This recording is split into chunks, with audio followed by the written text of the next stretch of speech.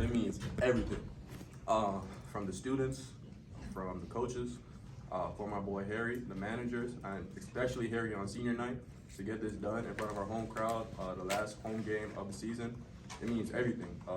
This gives us momentum, not only for Kansas, but for West Virginia, the Big 12 tournament, and the March Madness. We one of the best teams in this country. I stand firmly on that. My teammates stand firmly on that, and we're just ready to compete. We're ready. Like, you feel like you guys are peaking at the right time? Yeah, I feel like it's always those one or two teams that peak going into March. I feel like we're one of those teams, you know. Our last two games showed that. And, you know, we've just been playing good basketball, making an extra pass, rebounding, and playing defense. And our last two wins showed that. I'm just happy to be a part of it. Just going off of that, Mike, a lot of teams in this league can kind of stumble into an upset. But for you guys to do that back-to-back top 10 teams, what does that say about how good y'all are?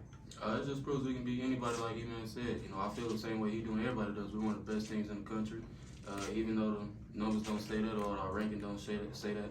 I feel like we are. We all feel like we are. We can beat anybody going into the Big 12 tournament. Not Big 12 tournament, but going back to Kansas, playing West Virginia, going into the Big 12 tournament. We just want to play our best basketball, and that's what we're doing. Like, you guys went on an 11-2 run there and took a 61-49 lead. Your three-pointer, is that, you just know you're feeling it, and just pulling the trigger, kind of take us through that shot and that run and what it meant for the team? I got the ball with about 8 seconds left, and I looked at the clock. I had the ball. I knew I had to make something happen, so I just kind of lulled him to sleep, you know, 2 slow dribbles, and I just pulled up, and thankfully it went in, you know. No, thankfully, that's work. Yeah, that's hard work. I appreciate that, man. That's love. It went in, and it gave us momentum, and we got the win.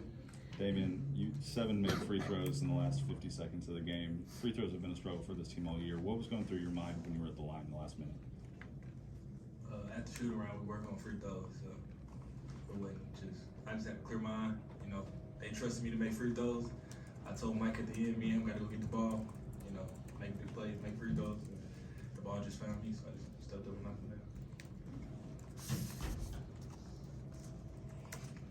Anything else? What was it like? Damien, just double checking. You had no turnovers. The team only had 7 all night, the lowest since early December. Just talk about how important that is. It kind of goes without saying, but just how much of a priority you guys put on that tonight.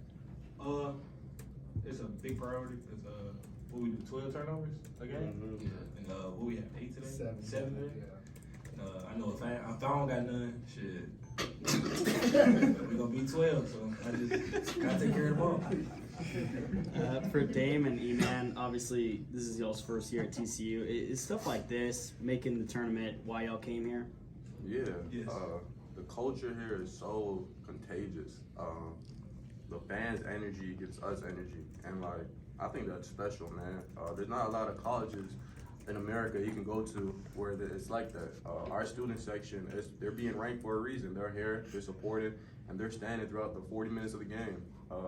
Like I said last press conference, this is one of the best student sections I've ever been a part of. What was that like in that final moment emotionally? Clock running down, fans jumping over the railing, all those students that you love so much coming to celebrate with you guys? I mean, the first time it happened, it was surreal. It's crazy just seeing your classmates cheering with you, jumping up with you in the center of the court, and then to have it back-to-back games against another top 10 AP team. I mean, it's like you can't explain that. Stuff like that is you dream of moments like that. You dream to be a part of that, and to be a part of that for myself and my teammates right here. It's everything. How do you stay poised coming off these big wins like this? I feel like we just got to stay level-headed. You know, we got to go back to their place and play them again in 48 hours. And we know these 2 wins mean a lot, but we just got to stay the same way. You know, stay aggressive, still be the underdogs. You know, we're still the underdogs no matter who we beat. So that's just our mindset going into these last few games and going into the tournaments. Mike, you talked a little bit about the team having some momentum, but you've got 45 points in the last 2 games. Do you feel like you're getting healthy at the right time? Getting a little momentum at the right time? I wouldn't say that. They still hurt. You know, it's just adapting to it. You know, no one who plays this game is 100%, especially in this league. So I just try to play through it as best as I can. You know, they still hurt during the game, after the game. And, you know, I just got to deal with it as best as I can, and that's what I've been doing. I've been helping my team win. E-Man, a lot of people consider David McCormack to be one of the better bigs in this league, and it felt like Eddie kind of controlled him the entire game. How meaningful was that from him? I got Ed every single day of the week. I talk about contagious. Eddie's energy is contagious. He sets the bar for this team. He's a big part of the reason why we're winning games. His energy is unmatched. No matter who he's going against, I know every single night he's going to give 100% of his effort. And I feed off him, Mike feeds off him, Damian feeds off him. We all feed off him, and we're all grateful that he's part of this program. With such a big game, a top 10 game, leading up to this week, what was Coach Dixon telling you guys to get ready for it? Keep a chip on our shoulder. Facts. Is it still there?